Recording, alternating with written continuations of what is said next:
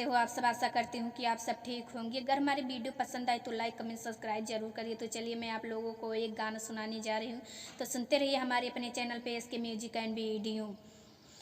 उनका बिना जी ही कैसे हो, उनका बिना जी ही कैसे जियल न जाई, उनका बिना जी ही कैसे जियल न जाई।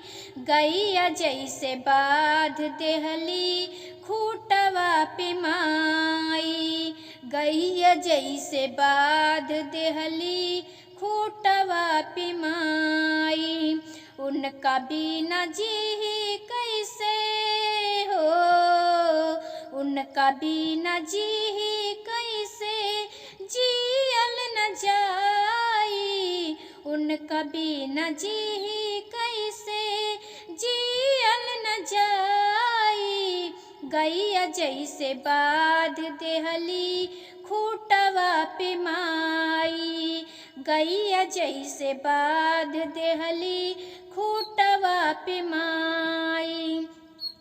तड़फले बिछड़ के अलगे तड़फताड़ी माई हो, काठ के करे जा बोला कैसे समझाई हो। दिलवा में साट की खाली आंचल में छुपाई हो, पापा जी के गोद में कैनी बैठ के पढ़ाई हो।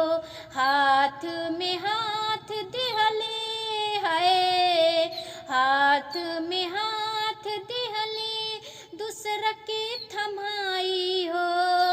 गैया जैसे बाध देहली खूटवा पे माई, गैया जैसे बाध देहली खूटवा पे माई।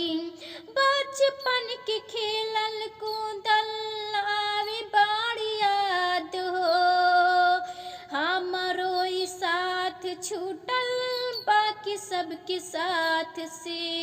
बचपन के खेलल कूदल आवे बाड़ी याद हो, हमारो ई साथ छूटल बाकी सबके साथ। बाबूजी के बोला हम कैसे समझाई, बाबूजी के बोला हम कैसे समझाई। गैया जैसे बाध देहली खूटवा पे माई।